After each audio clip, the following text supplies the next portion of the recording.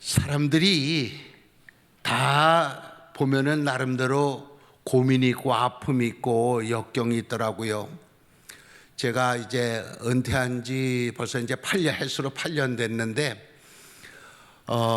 목회할 때 이제 신방을 했습니다. 우리는 이제 화요일 날, 목요일 날 날짜를 정해놓고 쭉 순서대로 이제 신방을 하고 그랬는데, 이제 신방을 하면은 대부분 가서 이제 예배 드립시다 하고 주기도문 하고 그리고 찬송을 시작하면요, 그 같이 앉아있는 집사님 권사님들이 눈물을 툭툭툭 흘리시는 분들이 이렇게 많더라고요.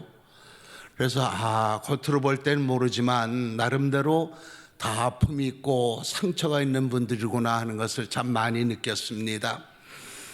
그런데 그렇기 때문에 세상 사람들이 이 우리의 삶을 뭐 부평초와 같다, 무슨 뭐 망망대해의 이력편주와 같다, 그리고 나그네다 뭐 이러면서 인생길을 그렇게 힘들고 어려운 것으로 표현한 것을 보게 됩니다. 그런데 그것이 믿지 않는 사람들에게만 해당되는 말이 아니라 믿는 사람들도 그렇더라고요. 그래서 예를 든다면 모세가 시편 150편 중에 모세가 쓴 게 딱 하나 있거든요. 그게 시편 90편입니다. 근데 거기 보면 우리의 연수가 70여 한거래만 80이라도 그 연수의 자랑은 수고와 슬픔뿐이요 신속히 가니 우리가 날아가나이다, 이런 말씀이 있습니다. 우리의 7, 80년 사는 세상이 수고와 슬픔뿐이다, 그렇게 모세가 표현을 했더라고요. 그러면서 신속히 가니 우리가 날아가나이다, 그 날아가나이다라는 말은 그 사수가, 활 쏘는 사수가 팽팽하게 활을 시위를 당겼다가 탁 놓으면은 샥 하고 맞은편에 가서 딱 부딪히는 그 순간을 의미하는 게 이게 날아가나이다 하는 게, 우리 사는 게 그 정도로 빠르게 탁 놨다 싶은데 저쪽에서 딱 하고 꽂히는 그런 순간밖에 안 된다, 그렇게 표현하고 있다, 그런 말입니다. 그리고 우리가 잘 아는 바대로 이제 창세기 보면은 야곱이 그 아들 요셉이 애굽 총리로 갔을 때 이제 결국 애굽으로 가잖아요. 야곱의 식구들이 70명이. 그때 요셉이 형제 5하고 아버지를 바로에게 아련을 시킵니다.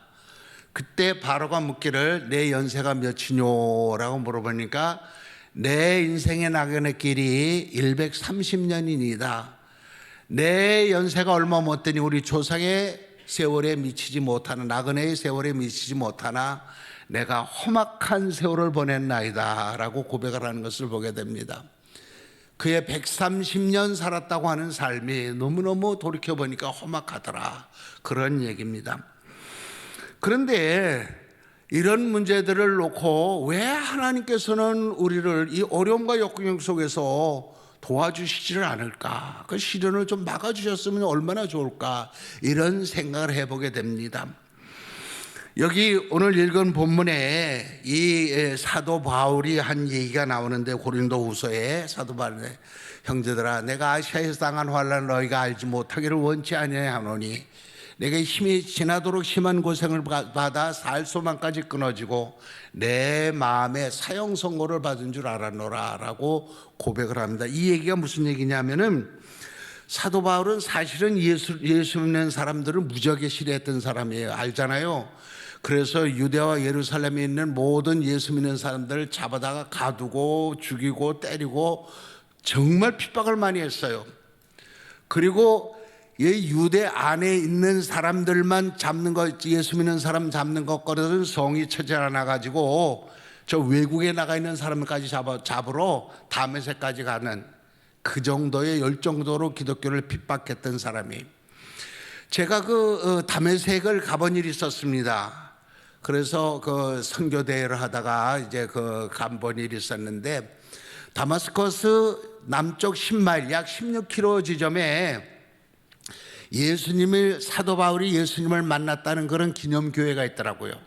그 교회 안에 들어가니까 전면에 큰 그림이 양쪽으로 이렇게 그려져 있는데, 거기 보니까 사도 바울의 그 그림이 있는데 군복을 입었더라고요. 그 그림에는 군복을 입었어요. 로마 군인 같은 군복을 입고 말을 타고 가다가 햇빛 환한 빛이 비치니까 옆으로 떨어지는 그런 그림이 있는 것을 보게 됩니다. 그렇게 해서 거기서 예수님을 만나죠. 그러면서 사울아 사울아 내가 어째 나를 핍박하느냐. 예수님하고 만났다는 기록은 성경에 없는데 예수님은 네가 왜 나를 핍박하느냐고.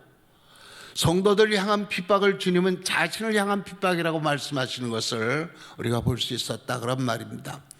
그렇게 해서 분명히 죽은 예수가 다시 살아나는 것을 보면서 우리가 이론적으로 상식적으로 아는 그런 예수가 아니라는 것을 깨닫고 살아계신 하나님의 아들이심을 그때 확신을 하고 죽기 살기로 예수를 위해서 모든 것을 바칩니다.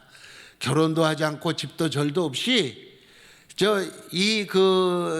주석에 보니까 1차 전쟁이 약 5,300km라고 그래요. 2차가 7,500km인가 그렇게 하고 3차가 8,500km인가 그러고 약 2만 km 이상을 1차, 2차, 3차 전도 여행 때 다닌 거예요.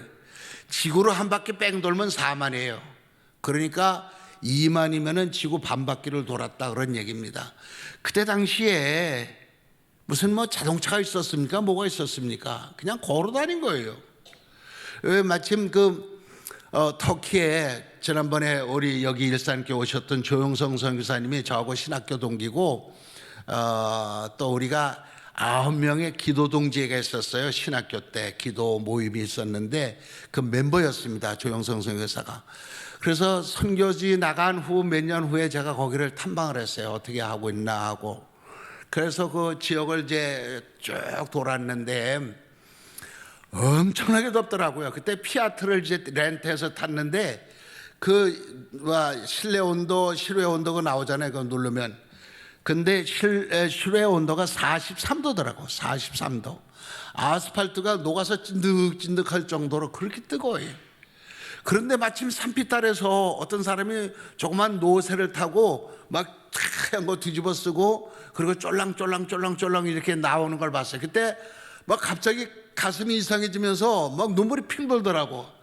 아, 우리 사도 바울께서도 저런 모습으로 다니셨겠구나. 뜨거운 땡볕에 나귀 타고 노새 타고 쩔렁쩔렁 그게 하세월 그 먼 길을 얼마나 힘들게 다니셨을까 그런 느낌을 받았던 기억이 있습니다. 그리고 그렇게 해서 이제 저 다니는데 이고니온이라는 곳에 가서 전도를 했습니다. 그런데 마침 나면서부터 안진병이 된 사람이 있어가지고 그 사람을 기도하면서 고쳤었어요. 그랬더니 사람들이 이 제우스와 헤르메스가 현실에서 나타났다고 막 화환과 소를 갖고 와서 제사 드리려고 막 난리를 쳤어요. 겨우 뜯어말리고 오직 하나님 한 분만 경배받으실 뿐이지 사람은 그 누구든지 어떤 경우든지 경배할 수는 없다. 그래서 겨우 뜯어말렸어요. 이렇게 해서 그들이 어쨌든 간에 그곳에서 굉장히 인기를 얻고 사람들의 주목을 받게 되는데 마귀는 하나님의 나라가 제대로 발전되는 것을 두고 못 봐요. 어떻게든지 방해를 하지. 교회를 방해하고. 그 전에 어떤 대학 교수가 얘기를 하는데 자기가 학생 운동할 때 한국의 10대 교회 파괴 운동을 벌이는 그 전략을 짰다고 합니다.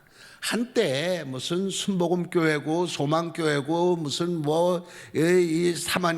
명성교회고 목사님들에 대한 그 소문들 막 나고 고소 고발 나오고 서로 대단해졌잖아요. 고의적으로 그런 거예요, 사람들이. 한국의 교회 10대 교회를 서울에 있는 10대 교회를 파괴하기 위한 전략을 짜고 작전을 벌였다 그런 얘기를 내가 들은 일이 있었어요. 어쨌든 간에 마귀는 하나님의 교회가 잘 되는 것을 못 봐요. 내부적으로 분열을 시키든지 외부적인 공격을 하든지 하나님의 교회가 무너지기를 원하는 것이 마귀의 본업이라고요.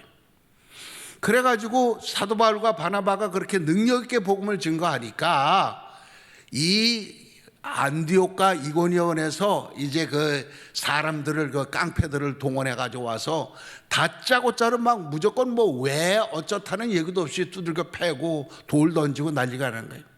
사도 바울이 얻어맞아 가지고 까무러쳐 죽었어요. 그래서 사람들이 질질 끌어다가 성 바깥에 어느 성이든지 쓰레기 처리장이 있어. 거기다 갖다 끌어다 버렸다고. 그런데 얼마 후에 사도 바울이 정신을 차리고 그리고 엉거멍거 쓰레기통에서 기어 나오는 거예요. 그 장면을 우리가 성경 읽으면서 막 마음에 뭐 치밀어 오르는 것 같은 게 있더라고. 도대체 하나님을 위해서 모든 걸 바친 사람인데 집도 절도 없이 결혼도 하지 않고 오직 주를 위해서 충성하는 주의 종인데 왜 저 지경이 될 때까지 그냥 하나님은 버려두고 계시는가? 왜 그랬을까? 도대체 이유가 뭘까? 그게 막 납득이 안 되는 게 막 속이 상하고. 예? 그 전에 제가 신학교 다닐 때 김희보 목사님이라는 구약학 소선지의 대가가 계셨더랬어요. 이북에서 내려오신 분인데 그분이 우리 이제 개강 수련회 때 하시는 말씀이 지금도 기억이 나요. 그분이 어느 중소 도시에 가서 어느 도시라고는 얘기를 안 하시더라고요. 이제 부흥 집회를 하셨는데 저녁 집회를 마치고 이제 당회실에 앉아서 담임 목사님과 차를 마시면서 장로님들과 얘기를 나누고 있는데 어떤 여자분이 한 40, 50대 드신 여자분이 한 분 찾아오시대. 그러면서 그 부교역자가 목사님, 강사 목사님, 이분께서 목사님 잠깐 뵙고 싶다 그러네요. 그래서 이제 들어오시라고 그래서 얘기를 했답니다. 그가 들어오더니 목사님, 그리고는 가만히 있더래. 목사님, 그리고 나서는 저 목사 딸이에요. 그런데 지금까지 20년 동안 교회 안 나갔어요. 그러더랍니다. 그래서 왜요? 목사님 따님이 왜 교회를 안 나가셨어요? 너무 속삭여서요. 너무 화가 나서요. 그러더니 이북에서 이 여자분 그 여성도분의 아버지가 목회를 하셨는데 참 그래도 큰 교회 목회를 하신 것 같아요. 그런데 공산당이 들어오고 나서 그냥 그 교회를 탄압하기 시작한 거예요. 해방됐을 때, 일제에서 해방됐을 때 북한에 교회가 3,300개 정도 있었어요. 남한에 한 2,000개 있었고. 그런데 그 3,300개 공산당 돌아서 다 없어졌어요. 지금 보홍수교회 7곳교회 딱 2개 있어요. 외국 사람들이 오면 우리도 종교 자유 있다, 교회 있다 하는 거 보여주려는 선전용 2개 있다고. 그리고 수많은 사람들이 이제 동조 안 한다고. 왜냐하면 꼭 주일날 회의하고 주일날 투표하고 주일날 뭘 했거든. 교회를 탄압하기 위해서. 그러니까 목사님들이 적극적으로 나서서 반대하고 그러니까 이런저런 이유로 잡아다가 이제 하는 거예요. 그런데 어느 날 이제 그 어린 딸이 그때 8살인가 그랬는데 학교 갔다 막 와서 보니까는 막 동네가 시끄럽고 막 사람들이 버글버글 그러대. 보니까 자기 아버지가 묶여가지고 끌려 앉혀있고 사람들이 뺑 둘러서 있고 그러면서 인민재판이라는 거 하는데 뭐 이 사람이 이렇다 그러니까 와 하고 저 사람이 이렇다 그러니까 그러면 이 악질 반동을 어찌하면 좋겠습니까? 그러니까 죽여라 그러더니 퍽퍽퍽퍽 소리가 나더니 막 때리고 막 짓밟고 그래서 피를 흘리면서 아버지 쓰러지라니. 근데 그 어린 딸이 그걸 본 거라. 그 군중 틈에서. 그러면서 자기도 이제 교회 다니고 목사님 딸이니까 막 기도했다. 하나님, 우리 아버지 살려주세요. 우리 아버지 살려주세요. 우리 아버지 목사님이잖아요. 우리 아버지가 이 하나님 말씀 전하고 기도하고 그런 분 아니에요. 살려주세요. 했는데 결국 나중에 그냥 피를 흘리고 돌아가시다는 게. 그때 어린 마음에 너무 화가 나가지고 너무 분해가지고 내가 이따위 하나님 내가 다시는 믿나 봐라. 예? 누구든지 예수 믿는다면 내가 도시락 싸들고 다니면서 말린다네. 못하게 한다. 그래서 지금까지 안 나왔다는 거예요. 왜 하나님께서는 주의 백성들 특별히 신실하게 주를 위해서 헌신하는 사람들에게 왜 이런 고생, 왜 이런 시련을 주실까? 그 무슨 이유가 있을까? 하나님이 너무 많은 사람들을 관리하다 보니까는 시간이 없어서 그럴까? 우리의 믿음이 부족해서 우리 같은 사람은 그 관심의 대상에서 제외된 걸까? 별별 생각을 다 하게 된다 그런 말입니다. 그러나 하나님은 무소부재하신 분이에요. 안 계신 곳이 없고 모르는 곳이 없는 분, 편만하신 분, 온 땅에 가득 차신 분이 전 우주를 관리하면서 한 사람 한 사람의 마음을 살피시는 분이 바로 하나님이시라 그런 말입니다. 그러면서 하나님께서는 이 우리를 위해서 자기 아들까지 아끼지 아니하신 분이 어찌 그 아들과 함께 모든 것을 우리에게 은사로 주시지 아니하겠느냐. 아들까지 주셨는데 뭐가 더 아깝겠느냐. 성경은 그렇게 말합니다. 그러면서 우리 하나님께서 너희를 눈동자같이 사랑한다고 하셨고 침 삼킬 틈도 주지 않고 우리를 살피신다고 성경이 말씀하고 계시다, 그런 말입니다. 그러면은 뭐 때문에 이 하나님께서 우리에게 고난을 주셨을까? 첫째는 우리의 죄의 값을 치르기 위해서 이런 고난이 있는 거예요. 사람들이, 하나님께서 에덴 동산을 창설하시고 사람을 만드셨어요. 그런데 에덴이라는 말이 기쁨이란 뜻이에요. 완전한 기쁨, 부족함이 없는 기쁨. 하나님 그런 데 살기를 원하셨거든. 우리 인간들이 부족한 것 아무것도 없이 그냥 만족과 기쁨으로 가득 찬 곳, 그런 데 살기를 원하셨단 말이에요. 그런데 하나님께서 동산에는 모든 실과는 내 임의대로 먹되 동산 중앙에는 선악을 알게 하는 하나님의 실과는 먹지 말라. 먹는 날은 정령 죽으리라, 그렇게 말씀하셨는데 기어코 하지 말라는 거 꼭 하는 게 인간이라더라고. 하지 말라는 거 기어코 하는 게 인간이에요. 그래서 결국엔 그걸 먹어버렸는데 학자들이 설명하기를 선악과라는 게 뭐냐, 선과 악을 알게 하는 나무의 실과라, 이렇게 성경이 되어 있어요.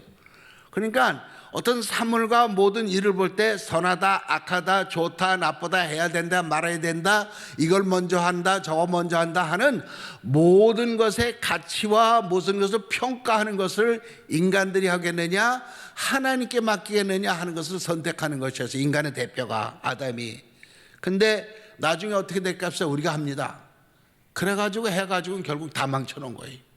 이 땅에 죄악이 들어오고 고통이 들어오고 사망이 들어오고 싸움과 미움이 들어오고 결국 그 선택 때문에 그렇게 됐다, 그런 말입니다. 그래서 이 땅에는 그 이후로부터 싸움과 죽음과 미움과 해함과 상함이 이 땅을 가득 찬 거예요. 여러분들 질병이 얼마나 많은지 옛날에 혹시 어르신들 기억하시는 분 계신지 모르지만 텔레비 광고에 그런 보험 광고에 그런 게 있어서 우리 보험회사는 만 690가지의 모든 질병을 다 보장합니다, 이런 게 나오더라고. 질병이 10,000개가 넘는다는 거 그때 처음 알았어요. 얼마나 병이 많고 얼마나 사고가 많은지. 그래서 사람들 사람 사이에 서로 시기하고 질투하고 경쟁하고 얼마나 피곤하고 어려운지 몰라요. 죄의 값 때문에 우리가 이런 고난을 당하고 있다, 그런 얘기입니다. 그 다음에 두 번째는 세상에 우리가 미운 털 박힌 사람이기 때문에 미움을 받아요. 즉 무슨 얘기냐면 세상에는 하나님의 백성과 세상 사람들이 마귀의 백성이 있거든요. 그런데 이 인간이 범죄하면서 마귀가 공중 권세를 잡았다고 성경이 기록하고 있어요. 그래서 세상의 권세를 마귀들이 주관하고 있다가, 물론 하나님께서 통치하시지만은 그러나 세상에 마귀가 힘을 쓰고 있어요. 그렇기 때문에 그 마귀는 하나님이라면 무조건 반대하고 하나님의 일이라면 무조건 반대하고 하나님께 속한 사람은 무조건 미워하는 거예요. 그래서 성경에 이런 말씀, 요한복음 15장 19절에 너희가 세상에 속하였으면 세상이 자기 것을 사랑할 터이나 너희는 세상에 속한 자가 아니요 도리어 세상에서 나의 택함을 입은 자인 고로 세상이 너희를 미워하느니라 라고 말씀하고 있다, 그런 말입니다. 우리가 만약에 세상에서부터 아무 저항도 없이 살고 있다면 우리가 세상과 너무 타협하며 살고 있지 않나 하는 것을 한번 의심해 볼 필요가 있다, 그런 말입니다. 정말 말씀대로 진리대로 바로 살면요 미움받게 돼 있어요. 사람들이 다 미워한다고. 그런 얘기 참 시간 있으면 예화를 들으면서 많이 했으면 좋겠는데 지금 이제 오늘 또 여러분들 직장에들 나가셔야 되기 때문에 30분만 하세요. 그런데 벌써 29분이네. 네. 어쨌든 간에 한 번씩 이렇게 짚고는 지나가야 되겠. 그 다음에 세 번째는 우리가 평안하고 풍족하면, 우리 인간의 특성이 평안하고 풍족하면은 이상하게 돌아가. 세상에 평안하고 풍족하면은 생각이 엉뚱한 데로 돌아간다고. 좋은 거 없을까? 재밌는 거 없을까? 이걸 찾는데 그 좋은 거, 재밌는 것이 하나님 뜻과는 상관없는 것을 찾게 되더라고. 우리가 평안하고 아무 근심 걱정하면 기도가 열심히 나옵니까? 경험적으로 간절한 기도가 나오더냐, 그런 말입니다. 그거 아니잖아요. 예? 우리가 평안하고 이 모든 것이 만족할 때는 우리의 모든 것이 풀려, 나사가 풀려요. 우리 하나님께서는 가끔씩 우리를 조이시는 그런 역할을 했다, 그런 말입니다. 그 다음에 이 고난은 우리의 믿음의 척도를 알려주는 바로메타이기 때문에 우리에게 고난을 주세요. 예수님과 제자들이 갈릴리 바다를 지나갈 때 풍랑이 일어납니다. 얼마나 풍랑이 심했으면 바다에서 잔뼈가 굵은 예수님의 제자들 베드로, 안드레, 야고보, 요한 이런 사람들이 예수님을 흔들어 깨우면서 주여 우리가 죽게 되는데 어찌 주무시고만 계십니까? 우리 다 죽으란 말이면 지금 잠이 옵니까? 막 이런 식으로 불평을 했어요. 그때 예수님이 일어나서 말씀하시기를 네가 어찌하여 두려워하느냐? 이 믿음이 적은 자라, 너희 믿음이 어디 있느냐라고 말씀하세요. 예수님을 정말 하나님의 아들이라고 믿는다면은, 정말 그분이 세상을 주관하시고 창조하신 하나님의 아들이라고 믿는다면 빠져 죽을까 봐 걱정하고 울고불고 난리치느냐 그런 말이에요. 그만한 믿음도 없느냐 그런 얘기입니다. 그렇기 때문에 고난과 시련은 우리로 하여금 믿음의 척도를 챙겨볼 수 있고 또 우리를 다잡을 수 있는 기회가 된다, 그런 말입니다. 그 다음에 다섯 번째, 고난은 우리로 영적인 강한 군대를 만들어주는 그런 시련이 되기 때문에 로마서 5장 3절에 다만 이뿐 아니야 우리가 환난 중에도 즐거워하나니 이는 환난은 인내를 낳고 인내는 연단을 낳고 연단은 소망을 이루는 줄 알미라. 그 전에 제가 전도사 시절에 서울 구로동에 있는 서울남교에서 전도사를 했어요. 그런데 최수영이라는 이제 청년이 중고등부 교사하다가 군대를 갔어요. 근데 보니까 며칠 후에 보니까 얼마 후에 보니까 배림을 쓰고 왔더라고. 공수부대 했어요. 그래서 야, 공수부대 훈련 세다며. 훈련이 세긴요, 한 달 받으니까 발톱 빠지대요. 그러니까 그렇게 무지한 그런 훈련을 받고 무서운 훈련을 받고, 해병대도요 포항 시내에 있는 하수구 밑으로 기어다니다가 가스에 질식해서 쓰러진 놈들 많아요. 그런 훈련을 받으니까 해병대가 되고 공수부대가 되는 거예요. 여러분들이 시련과 고난이 많으면 하나님께서 여러분들을 공수부대로 차출한 줄 아시기 바랍니다. 여러분들을 해병대로, 막강 해병대로 차출하셨다라고 생각하시면 된다, 그런 말입니다. 그 다음에 여섯 번째는 우리의 고난과 고난을 통한 승리가 모든 성도들과 오고 오는 세대들에게 교훈이 되기 때문에 우리에게 고난을 주세요. 우리가 욥의 시련을 보면서 욥이 이렇게 인내를 했는데, 그리고 그 가버나움 백부장의 얘기를 들으면서 그 사람은 정말 이렇게까지 예수님을 믿고 의지했는데, 우리가 교훈을 받잖아요. 우리의 모든 시련과 이런 것들이 우리에게 큰 도움이 되는 것을 알게 된다, 그런 말입니다. 일곱 번째는 우리에게 큰 상급을 주시기 위해서 그래요. 운동회 때 상을 받으려면 뭘 해야 되잖아요. 달리기를 해야 되잖아요. 아무것도 안 하고 상 줍니까? 달리면 꼴등을 하더라도 참가상이라도 줄 수 있잖아요. 그래서 우리가 고난당하고 시련당한 하나님께서 상 주시겠어요. 믿음이 없이는 기쁘시게 못하나니 하나님께 나가는 자는 반드시 그가 계시는 곳과 또한 자기를 찾는 자들에게 상 주시는 이심을 믿어야 할지니라. 그래서 믿음이 있는 사람들은 하나님이 상 주시는 분임을 믿어야 된다, 그런 말입니다. 세계에 그 선진국이라는, 지금 유엔에 가입한 나라가 193개국이라고 그래요. 그 가운데 선진국이라는 나라는 기독교 국가예요. 그것도 개신교 국가. 미국, 영국, 독일, 무슨 베네룩스 삼국, 무슨 스칸디나비아 삼국 이런 것들이 개신교 국가들이에요.